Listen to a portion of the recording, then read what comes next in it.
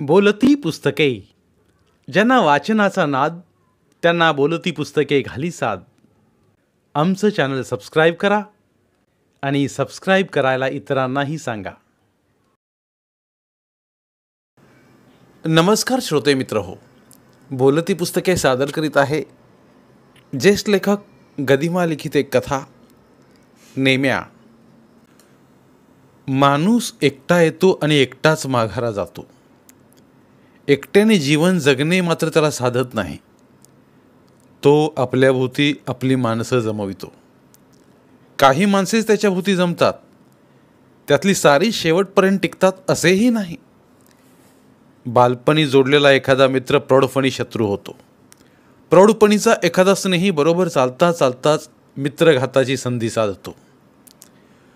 पाठीला पाठ लावून आलेले सक्के भाऊ एकमेकांचे हाडवैरी होतात. शेजेची बाई अर्ध्या आयुष्यातच एकाचा हात सोडून दुसऱ्याचा धरते. बापाविरुद्ध मुलगा न्यायालयात उभा राहतो. प्रियकर प्रेयसीचा वध करतो. आश्रित आधारावर कुऱ्हाड उगारतो. शिष्य गुरुचा सर्वनाश करू धसतो.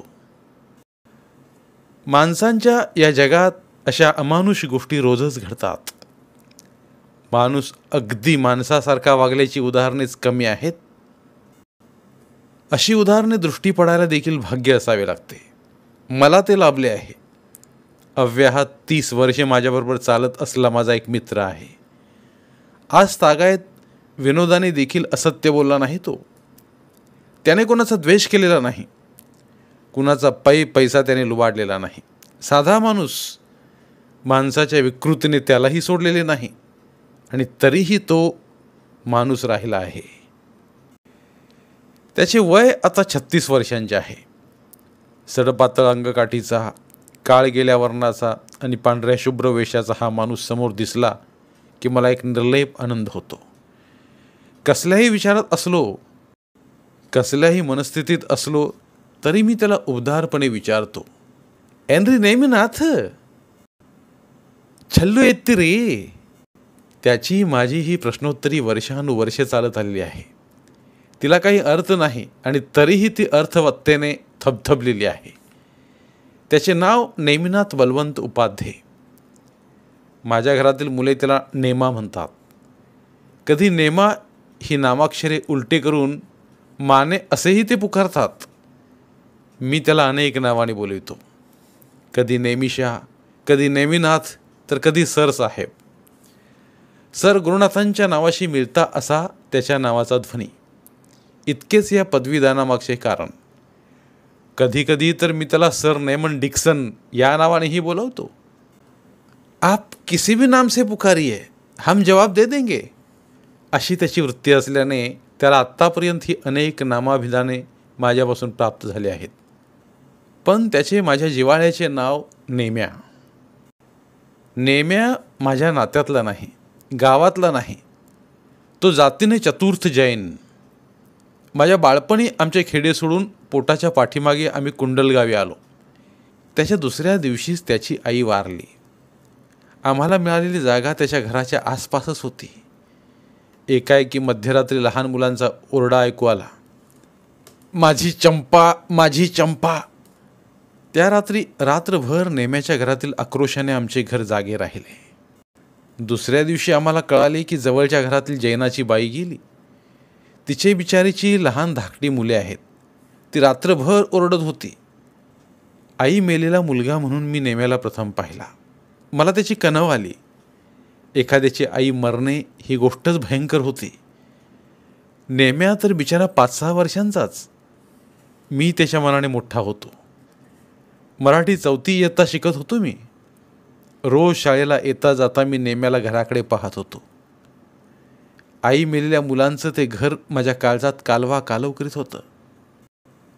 एके दिवशी रात्री झोपताना माझे वडील माझ्या आईला म्हणाले, शेजारच्या जैनाच्या घरात गाय आहे, त्यांच्याकडे सांगून ठेवलंय मी, उद्यापासून रतीब सुरू होईल दुधाचा.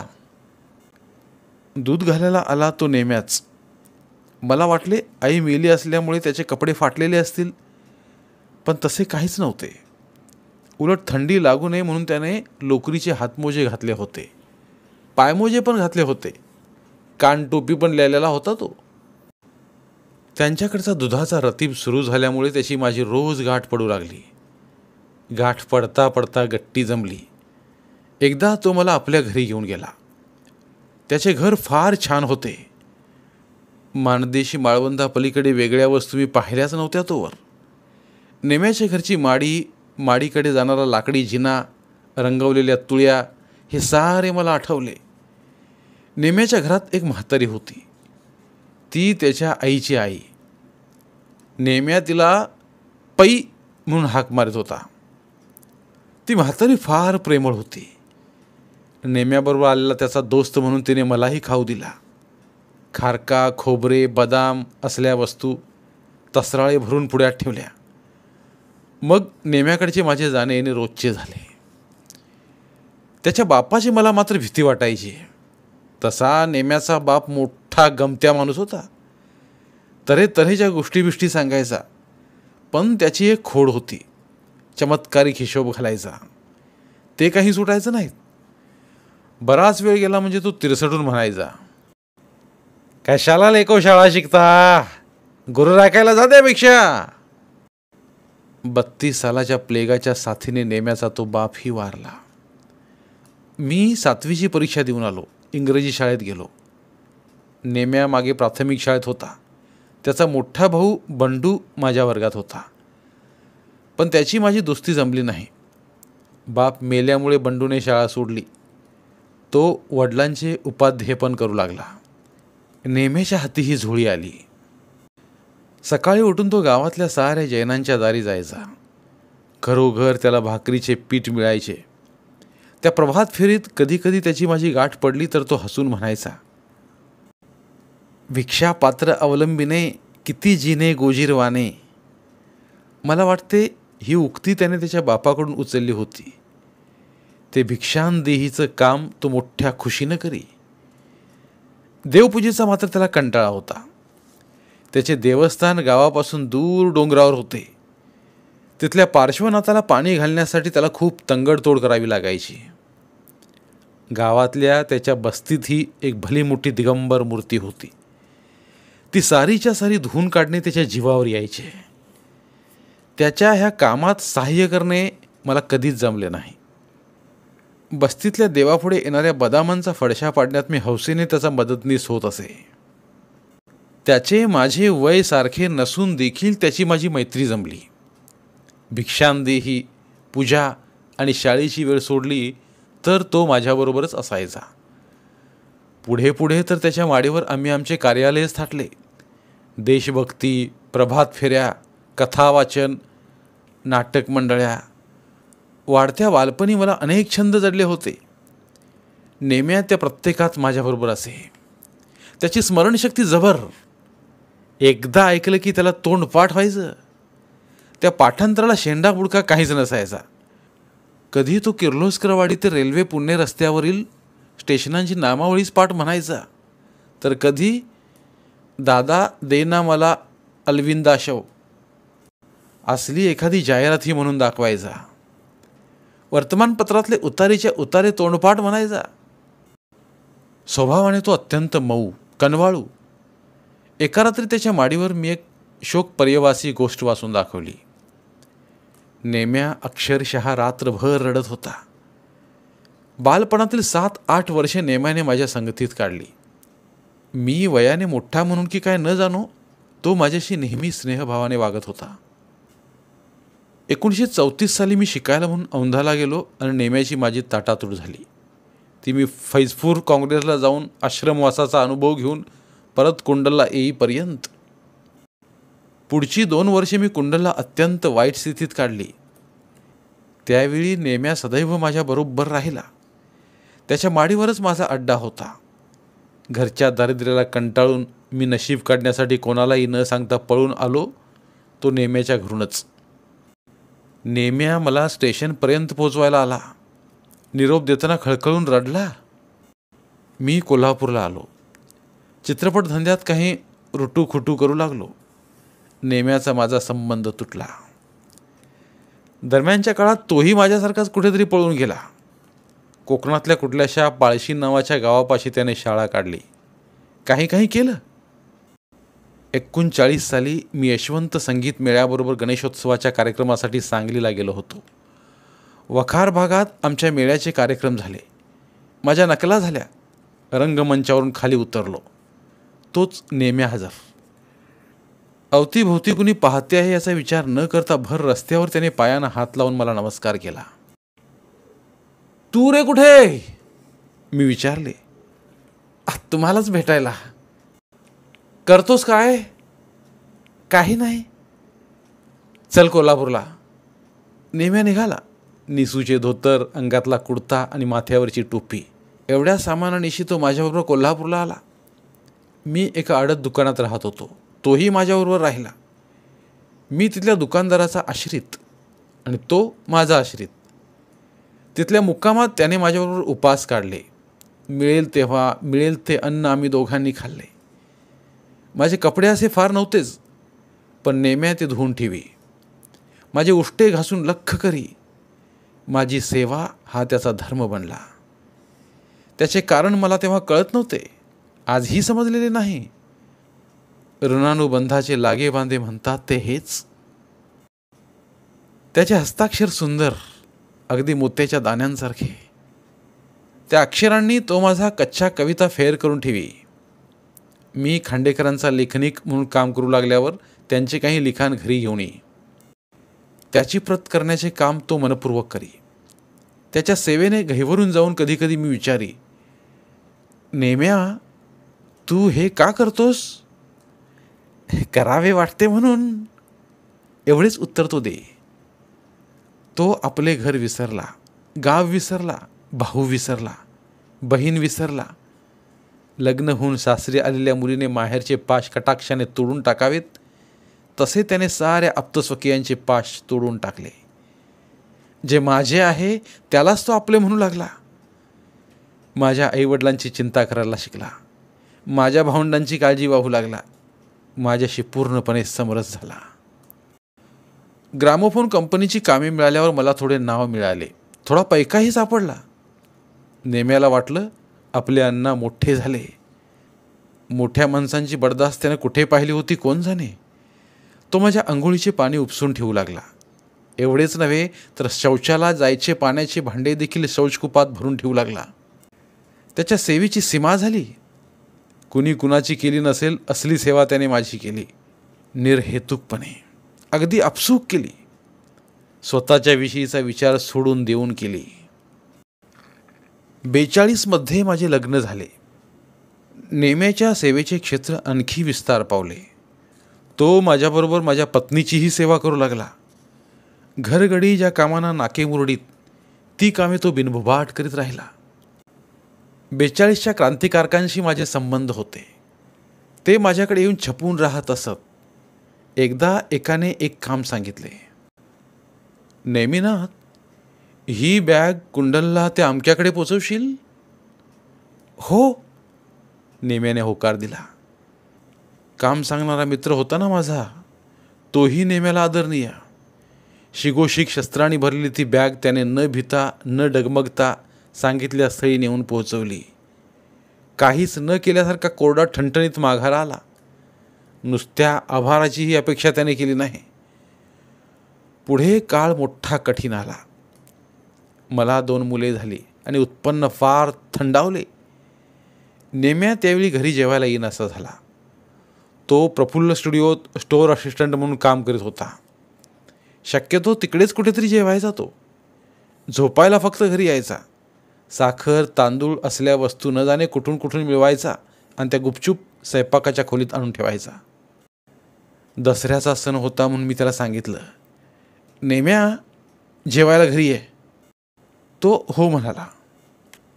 सकाळचाच उठून कुठे पसार झाला त्याचा पत्ता नाही. दुपारचे 2 वाजले तरी आला नाही. त्याला घेतल्या वाचून जेवणे मलाही प्रशस्त वाटेना. मुलाबाळांनी जेवून घेतले. मी आणि पत्नी त्याची वाट बघत थांबलो. दुपार सरली, उन्हे कल्ली. दिवस बुडाला तरी त्याचा पत्ता नाही. शोधायचा तरी कुठे?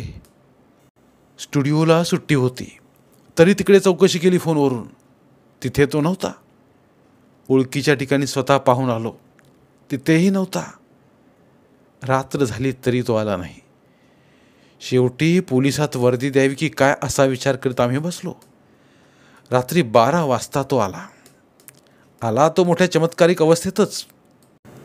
डोळे शून्य झालेले, शरीराचे भान नाही, हातात आपट्याच्या पानांच्या 4 फांद्या घेतलेल्या.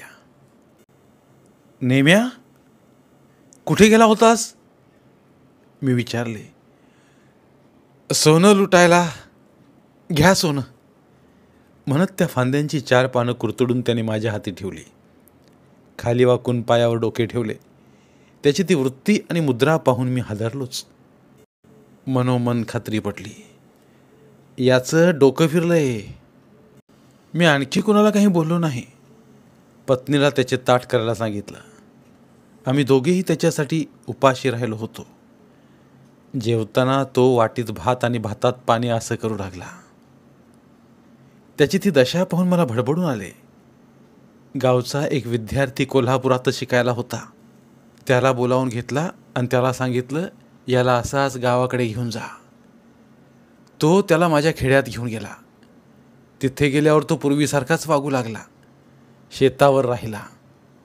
तिथल्या वातावरणाशी एकरूप झाला.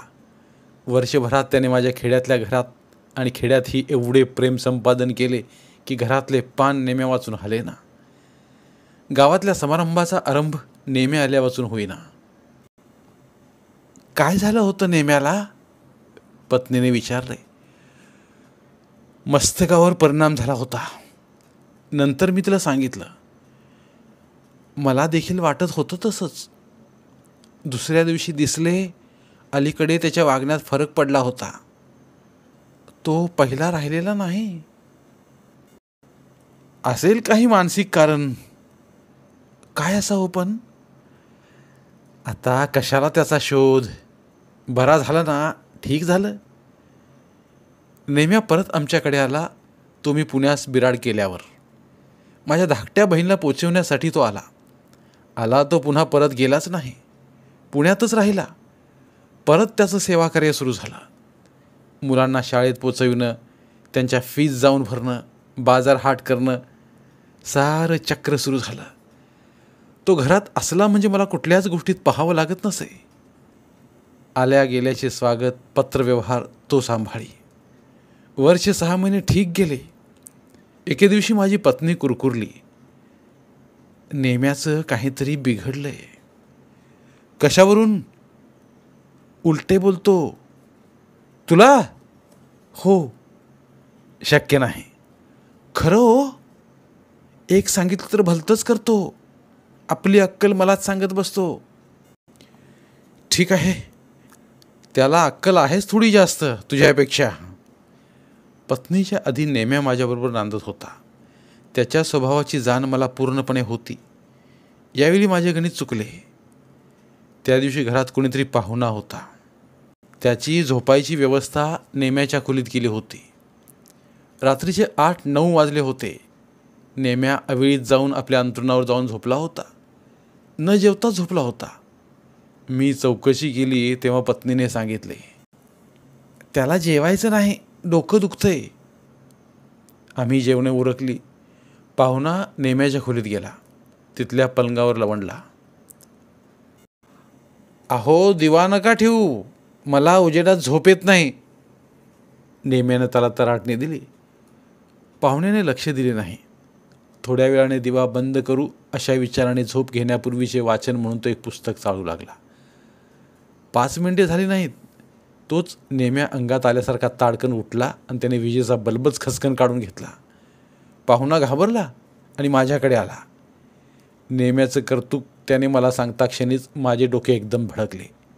मी तरातरा त्याच्या खोलीत गेलो. अंधारातच त्याला पकडून बाहेर खेचला. ओरडून विचारलं, काय रे, बल्ब तोडलास का? हो, खोली काय त्याच्या बापाची आहे? माझा संताप अनावर झाला. मी त्याच्या फाडकन एक कानशिलात भडकावली. त्याला पुढे ढकलीत ओरडलो, असं वागणार असलास तर नको राहूस इथं, चल निघ. तो दाराबाहेर जाऊन धडपडला. परत उठला आणि मागे न बघता अंधारातील जिना उतरला. जाऊ दे, मरू दे, मी वैतागून म्हणालो. जाऊन जाऊन जाईल कुठे? अन्नाची आठवण झाली म्हणजे पाळलेले जनावर देखील परत फिरते, या कल्पनेने मी तसे म्हणालो असेन. पण नेम्या त्या रात्री परत आलाच नाही. दुसऱ्या दिवशी आला नाही, तिसऱ्या दिवशीही आला नाही. तो गेलाच. कुठे गेला कुणास ठाऊक. त्यानंतर त्याचे पत्र नाही, चिठ्ठी नाही, काही नाही. कोल्हापुरात त्या दसऱ्याच्या दिवशी त्याला तसे झाल्यापासून त्याचा स्वभाव बदलला होता, असे पत्नीने मला वारंवार सांगितले. माझा त्यावर विश्वास बसेना. तिची खात्री झाली होती की तो आता परत येणार नाही, पण मला सारखे वाटत होते तो येणार तो. त्याला माझ्या वाचून गमणार नाही. माझ्या इतके जवळचे त्याला दुसरे कोणीच नाही. आणि माझा अंदाज खरा ठरला. 6-8 महिन्यांनी तो परत आला, पण आला तो पूर्ण बदलून. शरीर अशक्त, कळाहीन झालेलं, डोळे खोल गेलेले, हातापायांची बोटे वेडी वाकडी झालेली, पाठीला पोक आलेले, गालपडे बसलेली. त्याला चालवत देखील नव्हते. नेम्या, काय रे झालं तुला? मी कळवळून विचारले. तोल जाऊन पडल्यासारखा तो समोरच्या खुर्चीत पडला आणि एखाद्या लहान मुलासारखा रडू लागला. त्याला मोकळेपणाने रडताही येत नव्हतं. मलाही गहिवरून आलं. माझ्या आसऱ्याने वाढलेला हा अनाथ जीव उभ्या आयुष्यात काही न घडता मरणार की काय, या कल्पनेनं माझं अंतकण पिळवटून निघालं. मी त्याच्याजवळ गेलो, त्याला कुरवाळलं, धीर दिला. डॉक्टरांना बोलावणं धाडलं. डॉक्टरांनी त्याला तपासला आणि औषध पाठवतो असं आश्वासन देऊन ते निघून गेले. थोड्या वेळाने त्यांची चिठ्ठी आली.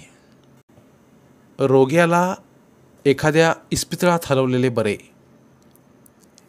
त्याला कसला रोग झाला होता कोण जाणे. डॉक्टरांचा सल्ला डावलणे धारिष्ट्याचे ठरले असते. एका ओळखीच्या विश्वासू मित्राबरोबर मी त्याला मिरजेला रवाना केले. तिथे मिशन हॉस्पिटलमध्ये माझा एक मावस भाऊ डॉक्टर होता. त्याला पत्र दिले. नेम्याने माझा निरोप घेतला. तेव्हा माझा हुंदका गळ्यात थांबू शकला नाही. त्याच्या डोळ्यांना तर खळच नव्हती. त्याला पुष्कळ काही बोलायचे होते, पण बोलण्याचे देखील त्याला कष्ट होत होते. त्याला पाठवणे भाग होते म्हणून पाठविला. एका तिरमिरीत अंगावरच्या कपड्यांनिशी गेलेला नेम्या अशा हलाखीत का होईना परत आला होता. आता तो पुन्हा परत येईल की नाही याची शाश्वती नव्हती. दगडाला देव समजून केलेली सेवा फुकट जात नाही. नेम्याने एका सजीव माणसाची सेवा केली होती. तो वाचावा, परत यावा असे माझे मन कळवळून अपेक्षित होते. माझ्यासाठी तो स्वतःला विसरला होता. त्याच्यासाठी आटोकाट करता येईल ते करणे माझे कर्तव्य होते. मिरजेच्या इस्पितळात राहायला नेम्या खडखडीत बरा झाला. माझ्या मावस भावाचे तसे पत्र आले. त्याने लिहिले होते, त्याची प्रकृती आता उत्तम आहे. इस्पितळातून त्याला आता घरी आणले आहे. तो घरात इतका मिसळून गेला आहे की त्याला इथून सोडणे अवघड झाले आहे. मी घरीही एक छोटासा दवाखाना चालवतो. तो माझ्या हाताखाली कंपाऊंडर म्हणून काम करतो. तो सुखात आहे. तुमच्याकडे काय आणि माझ्याकडे काय सारखेच आहे. डॉक्टरनी लिहिले, पण नेम्याने मला काहीच लिहिले नाही. लिहो वा न लिहो, तो बरा झाला यात सारे आले, असा विचार करून मीही निश्वास सोडला. दिवाळीच्या सणानिमित्त नेहमीप्रमाणे आम्ही सारी मंडळी खेड्यावर गेलो होतो. अभ्यंग स्नाने उरकून देवदर्शनासाठी बाहेर पडतो, तोच दरवाजात नेम्या हजर. आता तो चांगला गुटगुटीत दिसला. परत त्याने पायाला हात लावून नमस्कार केला. एकाएकी कसा रे आलास? दिवाळी अंक दृष्टीला पडले मिरजेत. तुमचे लेख आलेले पाहिले. फार आठवण होऊन राहिली. राहावे ना म्हणून आलो. ठीक आहे, आलास तसा दिवाळी करून जा, मी सांगितले. त्याने मान डोलावली. तो राहिला. परत पुन्हा मिरजेला गेला नाही. आमच्याबरोबर तो पुण्याला आला. कशाला येतोस असे त्याला विचारण्याचा धीर मला झाला नाही. लहानपणापासून तो माझ्याबरोबर राहिला होता. आत्ताच त्याला दूर हो म्हणणे मला क्रूरपणाचे वाटले. पुण्यात आम्ही आमच्या स्वतःच्या बंगल्यात राहायला आलो. माझ्या पत्नीच्या बरोबरीने नेमिनाथने बंगल्याची साफसफाई केली, सामान लावले. त्याची सेवा परत पूर्ववत सुरू झाली. दसऱ्याच्या दिवशीचाच तो प्रकार, तो बल्ब तोडण्याचा पराक्रम आणि ते प्रेतवत होऊन दारात येणं. यातील काहीच आता पुन्हा संभवणार नाही याची खात्री पटल्यावर मी नेमिनाथला विचारले, तू असा किती दिवस राहणार? जन्मभर, त्याने उत्तर दिले. तिशी आली तुझी. मग? त्याने पूर्वी कधी भविष्याचा विचारच केला नव्हता. आजही तो करण्याची त्याची सिद्धता नव्हती. त्याच्यासाठी विचार करणे हे जणू माझेच काम होते. चारी अंगाने फुलून आलेल्या माझ्या संसारात तो जड मुळीच नव्हता. पण त्याच्या स्वतःच्या आयुष्याचे काय? तो प्रश्न अचानकपणे सुटला. पुण्यात नभोवाणी केंद्र निघाले आणि नेम्याला एक लहानशी नोकरी मिळाली. तिथले काम त्याने इतक्या मनपूर्वक केले की वर्षभरात तो सर्वांचा प्रिय झाला. सेवेच्या बळावर त्याने अनेकांची मने जिंकली. त्याला पगारही बरा मिळू लागला. तो पगार तो महिन्याच्या 1 तारखेला आणून माझ्या पत्नीच्या स्वाधीन करू लागला. नोकरी लागली तरी त्याने घरकाम मुळीच सोडले नाही. बाजार, हाट, हिशेब ठिशेब हा त्याचा नित्यक्रम चालूच राहिला. स्वतः मिळवू लागल्याची जाण आल्याने त्याला जेवण अधिक गोड लागू लागले. रेडिओ केंद्रावरून त्याचा लौकिक वाढू लागला. त्याने केलेल्या भूमिका लोकप्रिय झाल्या आणि पुन्हा अचानकपणे त्याचे मस्तक बिथरू लागले. एके दिवशी संध्याकाळी त्याने चक्क माझ्यासमोरच्या कोचात बैठक मारली आणि म्हणाला, मी आता लग्न करणार आहे. मी ऐकतच राहिलो. निप्पाणीचा एक श्रीमंत गृहस्थ मला मुलगी देणार आहे. त्याच्या मोटारी आहेत, त्याला मुलगा नाही. त्याच्या त्या स्वप्नरंजनाने मी पुन्हा घाबरलो. तो दसरा, तो विजेचा बल्ब आणि ते प्रेतवत अवस्थेत परतणे सारे झराझर माझ्या डोळ्यांसमोरून चमकून गेले. त्याच्या बिथरण्याचा धागा माझ्या हाती लागला. तो कमी बोलणारा, प्रामाणिक आणि सरळ माणूस. हवे ती मिळवण्यासाठी वाकड्या मार्गाने जाण्याचा त्याचा स्वभावच नव्हे. सेवेत सर्वस्व मानण्याची त्याची वृत्ती असली तरी माणसाची मूळ प्रवृत्ती काही त्याच्या ठिकाणी नाही असे नाही. माझे विवाहित आयुष्य 2 वर्षे जवळून पाहिल्यावर तो बिथरला असेल. ती उर्मी आवरण्याचा त्याने प्रयत्न केला असेल. स्वतःला विसरण्यासाठी तो खेड्याशी समरस झाला. भरलेल्या कुटुंबात आल्यावर त्याची उर्मी पुन्हा उसळली असेल. मध्यंतरी परागंदा झाला तेव्हा कदाचित तसला काही आजार त्याने ओढवून घेतला असेल. वैद्यकीय इलाजांनी त्याला सावरला होता. ऑडिओ केंद्रासारख्या रंगीन वातावरणात त्याच्या सुप्त प्रवृत्तींनी उचल खाल्ली. तो फुटू देत नव्हता ते त्याला जोराने मागे सारून उसळू पाहत आहे.